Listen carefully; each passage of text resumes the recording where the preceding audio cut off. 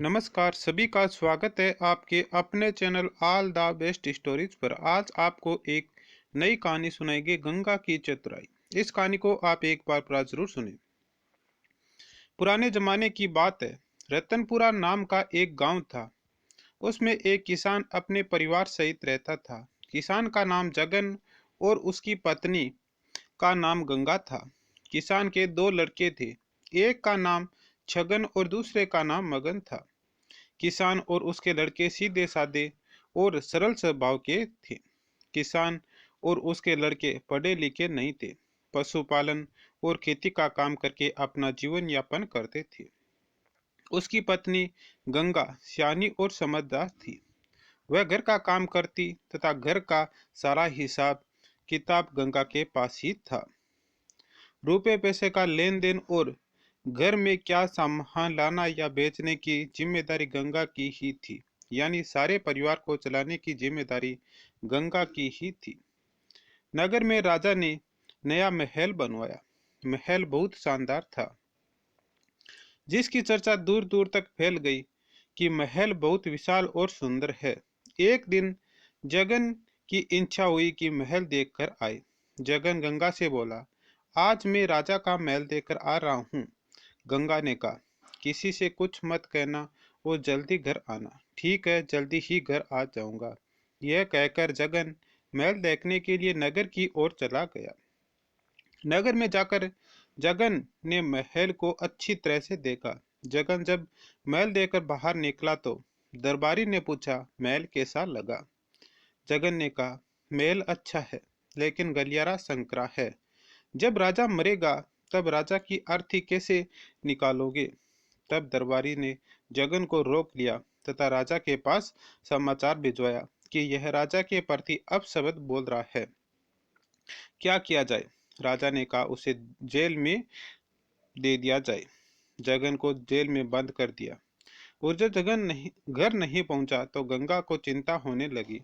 तब जगन को बुलाया और कहा, तुम्हारे पिता राजा का महल देखने गए थे, अभी तक आए नहीं। तुम जाकर पता करो क्यों नहीं आए। छगन नगर की ओर चला गया। नगर में जाकर महल के दरबारी से पूछा कि सुबह जगन नाम का एक आदमी महल देखने आया था, उसको आपने देखा क्या? दरबारी बोला, हाँ आया था, उसको जेल में बंद कर दिया। सगन ने पूछा, उसका अपराध क्या था? दरबारी ने बताया कि जब वह महल देखकर बाहर आया तो उससे महल के बारे में पूछा तो उसने कहा, महल का गलियारा संकरा है।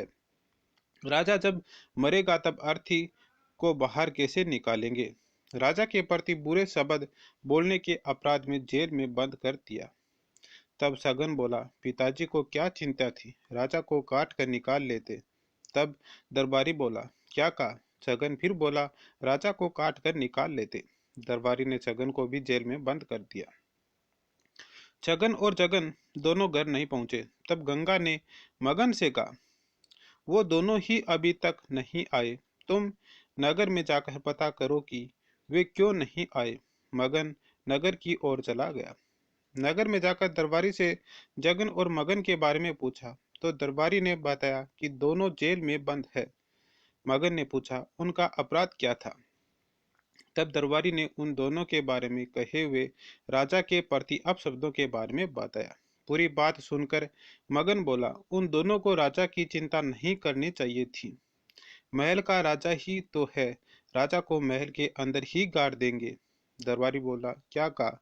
तब मगन ने फिर कहा, हाँ, राजा को महल के अंदर ही गाड़ दे। यह सुनकर दरबारी ने मगन को भी जेल में बंद कर दिया। उधर तीनों घर नहीं पहुंचे तो गंगा को चिंता होने लगी।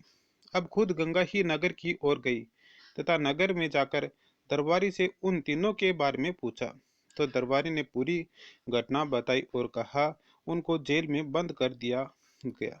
तब गंगा ने दरबारी से विनती की कि वह राजा साहब से मिलना चाहती है।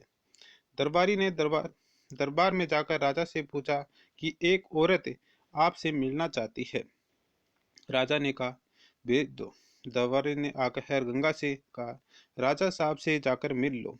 गंगा दरबार में पहुंची और हाथ जोड़कर राजा साहब का अभिवादन किया और बोली, राजा साहब, हमारे बाड़े के 3 पशु निकल कर यहाँ आ गए हैं और दरबारी ने उन्हें जेल में बंद कर दिया। राजा ने पूछा, हम समझे नहीं, तुम क्या कहना चाहती हो? गंगा ने कहा, महाराज, जिसे बोलने का ज्ञान न हो तथा अनपढ़ और गंवार हो, उसे पशु ही कहे और क्या कहे। राजा ने कहा, पूरी घटना बताओ। तब गंगा ने उन तीनों की पूरी बात बताई कि उनका पति महल देखने आया और महल को देखने के बाद दरबारी ने ही महल की सुंदरता के बारे में पूछा तो उनको बोलने का ज्ञान नहीं, इसलिए उनके मुंह से आपके प्रति अपशब्द निकल गए।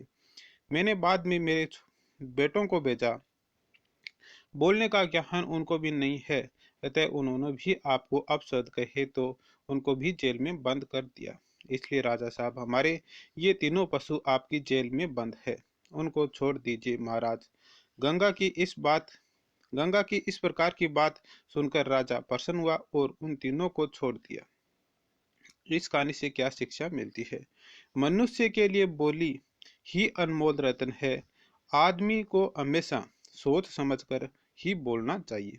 अगर आपको हमारी कहानी पसंद आई है तो वीडियो को लाइक एंड चैनल को सब्सक्राइब जरूर कीजिएगा।